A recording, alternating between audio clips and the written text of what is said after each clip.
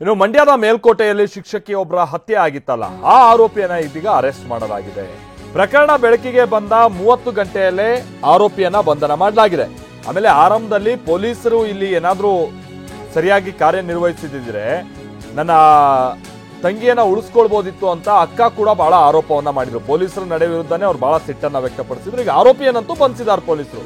ಶಾಲಾ ಶಿಕ್ಷಕಿ ದೀಪಿಕಾ ಅನ್ನ ಹತ್ಯೆಗೆ ಎದ್ದಿದ್ದಂತ ಆರೋಪಿ ನಿತೀಶ್ ಅನ್ನೋದು ಗೊತ್ತಾಗಿದೆ.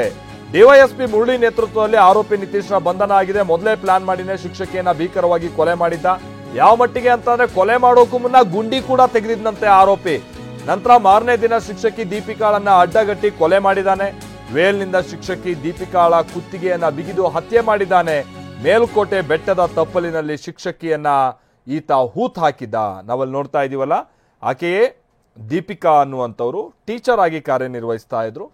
ಬೇರೆ ಬೇರೆ ಸೋಷಿಯಲ್ ಮೀಡಿಯಾದಲ್ಲಿ ರೀಲ್ಸು ಮತ್ತೊಂದು ಮಾಡಿ ಸ್ವಲ್ಪ ಫೇಮಸ್ ಆಗಿದ್ರು ಏನೋ ಗೊತ್ತಿಲ್ಲ. ಈ ಹುಡುಗ ಬಹಳ ಹುಚ್ಚು, ಆಕೆ ಹಿಂದೆ ಬಿದ್ದಿದ್ದ ಅನ್ನುವಂಥದ್ದು ಈಗೆಲ್ಲ ಗೊತ್ತಾಗ್ತಾ ಇರುವಂಥ ಸಂಗತಿ. ದೀಪಿಕಾ ಅಂಥೇಳಿ ಅವ್ರ ಹೆಸರು. ಹೀಗೆ ಕೊಂದು ಮೇಲ್ಕೋಟೆಯ ಬೆಟ್ಟದ ತಪ್ಪಲಿನಲ್ಲಿ ಹೂತಾಕ್ಬಿಟ್ಟಿದ್ದ. ಆಮೇಲೆ ದೀಪಿಕಾ ಕುಟುಂಬಸ್ಥರು ಕೆಲವರು ಏನು ಹೇಳ್ತಾ ಇದ್ರು ಅಂತಂದ್ರೆ, ದೀಪಿಕಾ ಬಹಳ ಕಿರ್ಚಾಡ್ಕೊಳ್ತಾ ಇದ್ಲಂತೆ. ಕೆಲವ್ರು ಹೇಳಿದಾರಂತಲ್ಲಿ ಯಾರೋ ಹೆಣ್ಮಗಳು ಕೂಗ್ತಾ ಇದ್ದಾಳೆ ಅಂತ. ಪೊಲೀಸರಲ್ಲಿ ಬಂದವರು ಹೋಗಿ ಆಕೆ ನೋಡಕ್ ಹೋಗಿಲ್ಲ.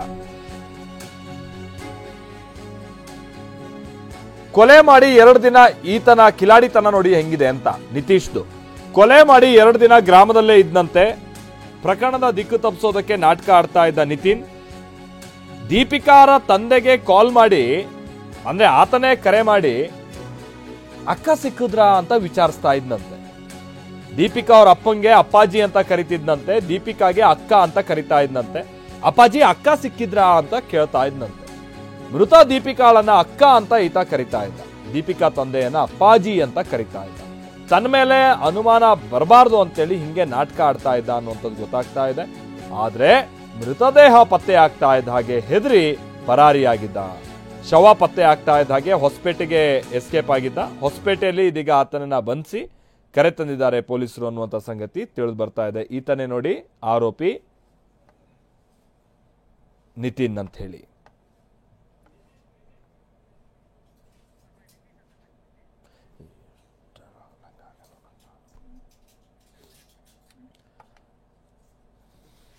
ನಿತಿನ್ ಅಲ್ಲ, ನಿತೀಶ್ ಅಂತ ಆತನ ಹೆಸರು. ನಿತೀಶ್ ಕೊಲೆ ಮಾಡಿದಂಥ ಆರೋಪಿ. ಕೊಲೆಯಾದಂಥ ಶಿಕ್ಷಕಿ ದೀಪಿಕಾ ಕೊಂದು ಮೇಲ್ಕೋಟೆಯ ಒಂದು ಗುಡ್ಡದ ತಪ್ಪಲಿನಲ್ಲಿ ಈತ ಹೂತ್ ಹಾಕಿದ್ದ. ಯಾವ ಮಟ್ಟಿಗೆ ಪ್ಲಾನ್ ಮಾಡಿದ್ದ ಅಂತ ಅಂದರೆ, ಮೃತದೇಹ ಸಿಗಬಾರ್ದು, ಆಮೇಲೆ ಕೊಲೆ ಮಾಡಿ ಮೃತದೇಹನೆಲ್ಲ ಹಾಕೋದು ಕೊಲೆ ಮಾಡಿದ ತಕ್ಷಣದಲ್ಲಿ. ಹಾಗಾಗಿ ಮೊದಲೇ ಗುಂಡಿ ತೆಗೆದು ಮೃತದೇಹವನ್ನು ಆನಂತರ ಅಲ್ಲಿ ಕೊಲೆ ಮಾಡಿ, 1 ದಿವಸದ ಮುಂಚೆನೇ ಗುಂಡಿ ತೆಗೆದು ಆನಂತರ ಅಲ್ಲಿ ಕೊಲೆ ಮಾಡಿ ಮೃತದೇಹವನ್ನು ಗುಂಡಿಯಲ್ಲಿ ಹೂತಿಟ್ಟಿದ್ದ ಅನ್ನುವಂಥ ಸಂಗತಿ ತಿಳಿದು ಬಂದಿದೆ. ಪ್ರಶಾಂತ್ ನಮ್ಗೆ ಇದಕ್ಕೆ ಸಂಬಂಧಪಟ್ಟಂಗೆ ಮತ್ತಷ್ಟು ಡೀಟೇಲ್ಸ್ ಅನ್ನ ಕೊಡ್ತಾರೆ. ನಮ್ಮ ಜೊತೆಗೆ ನೇರ ಸಂಪರ್ಕದಲ್ಲಿ ಜಾಯಿನ್ ಆಗ್ತಾ ಇದ್ದಾರೆ. ಪ್ರಶಾಂತ್, ಇಲ್ಲಿ ಆರಂಭದಲ್ಲಿ ಪೊಲೀಸರು ಕರೆಕ್ಟಾಗಿ ಕರ್ತವ್ಯ ನಿರ್ವಹಿಸಿದ್ರೆ ನನ್ನ ತಂಗಿನ ಉಳಿಸ್ಕೊಳ್ಬೋದಿತ್ತು ಅಂತ ಅಕ್ಕ ಎಲ್ಲ ಮೊನ್ನೆ ಏನೋ ಆರೋಪ ಮಾಡ್ತಾ ಇದ್ರು. ಬಟ್ ಈಗೇನೋ ಹಿಡಿದಿದ್ದಾರೆ ಹೌದು ಪೊಲೀಸರು. ಬಟ್ ಈ ನಿತೀಶ್ಗೂ ದೀಪಿಕಾ ನಡುವೆ ಈ ಮಟ್ಟಿಗೆ ಸಿಟ್ಟು ನಿತೀಶ್ಗೆ ಬರೋಕೆ ಏನ್ ಕಾರಣ ಆಗಿತ್ತು? ಕೊಲೆ ಮಾಡುವಷ್ಟು ಮುಂದುವರಿಯೋದಕ್ಕೆ ಏನೇನು ರೀಸನ್ ಇತ್ತು ಅನ್ನೋಂಥದ್ದು ಏನಾದ್ರು ಗೊತ್ತಾಗಿದೆಯಾ ಪ್ರಶಾಂತ್? ಮಾಲ್ತೇಶ್, ಮೇಲುಕೋಟೆಯ ಶಿಕ್ಷಕಿ ದೀಪಿಕಾ ಕೊಲೆ ಪ್ರಕರಣಕ್ಕೆ ಸಂಬಂಧಪಟ್ಟಂತೆ ಮೇಲುಕೋಟೆ ಠಾಣೆ ಪೊಲೀಸರು 30 ಗಂಟೆ ಒಳಗೆ ಆರೋಪಿಯನ್ನ ಬಂಧಿಸಿರುವಂತದ್ದು. ದೀಪಿಕಾ ಅವರ ಊರು ಮಾಣಿಕ್ಯನಹಳ್ಳಿ ಗ್ರಾಮದ ಯುವಕನನ್ನ ಅರೆಸ್ಟ್ ಮಾಡಿರುವಂತದ್ದು.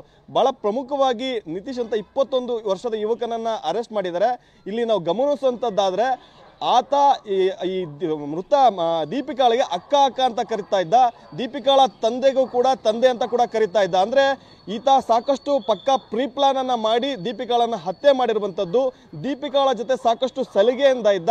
ಆಕೆಯನ್ನ ಹತ್ಯೆ ಮಾಡಲೇಬೇಕು ಅಂತೇಳಿ ಜನವರಿ 19ನೇ ತಾರೀಕೆ ಮೇಲುಕೋಟೆಯ ಬೆಟ್ಟದ ತಪ್ಪಲಿನಲ್ಲಿ ಗುಂಡಿಯನ್ನು ಕೂಡ ತೆಗೆದೋಗಿದ್ದ. ಮಾರನೇ ದಿವಸ ಸ್ಕೂಲ್ ಮುಗಿಸ್ಕೊಂಡು ಆಕೆ ಸ್ವಗ್ರಾಮಕ್ಕೆ ತೆರಳುತ್ತಿದ್ದಂತಹ ಸಂದರ್ಭದಲ್ಲಿ ಆಕೆ ಕರೆಯನ್ನ ಮಾಡಿ ಅಡ್ಡಗಟ್ಟಿ ಆ ಒಂದು ಬೆಟ್ಟದ ತಪ್ಪಲಿಗೆ ಕರ್ಕೊಂಡೋಗಿ ಅಲ್ಲಿ ಬಲವಂತವಾಗಿ ವೇಲಿನಿಂದ ಕೂಡ ಬಿಗಿದು ಹತ್ಯೆ ಮಾಡಿರುವಂತ. ಆ ನಂತರ ಹಿಂದಿನ ದಿನ ಏನ್ ಗುಂಡಿಯನ್ನ ತೆಗೆದಿದ್ದ, ಆ ಗುಂಡಿಯಲ್ಲೇ ಮಣ್ಣನ್ನ ಮಾಡಿ ಮಣ್ಣನ್ನ ಮುಚ್ಚಿ ಎಸ್ಕೇಪ್ ಆಗಿದ್ದ. ಆದ್ರೆ ಈ ಒಂದು ಸುಳಿವು ಯಾರಿಗೂ ಕೂಡ ಸಿಕ್ಕಿರಲಿಲ್ಲ. ಹೀಗಾಗಿ 2 ದಿನಗಳ ಕಾಲ ಕೂಡ ಅದೇ ಗ್ರಾಮದಲ್ಲಿ ಇದ್ದ.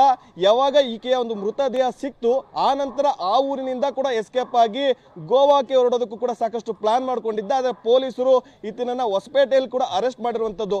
ಈತ ಈ ಒಂದು ಕೊಲೆ ಮಾಡಿರುವಂತದ್ದು ಗೊತ್ತಿದ್ರು ಕೂಡ ಆಕೆಯ ಸುಳಿವು ತಿಳ್ಕೊಳ್ಳೋಕ್ಕೋಸ್ಕರ ಆಕೆಯ ತಂದೆಗೆ, ದೀಪಿಕಾ ತಂದೆಗೆ ಕೂಡ ಕರೆಯನ್ನ ಮಾಡಿ, ಅಂಕಲ್ ಎಲ್ಲಿದ್ದಾರೆ, ಏನಾರ ಸುಳಿವು ಸಿಕ್ತಾ ಅನ್ನೋಂಥದ್ದು ಕೂಡ ಮಾತುಕತೆಯನ್ನು ನಡೆಸಿದ್ದ.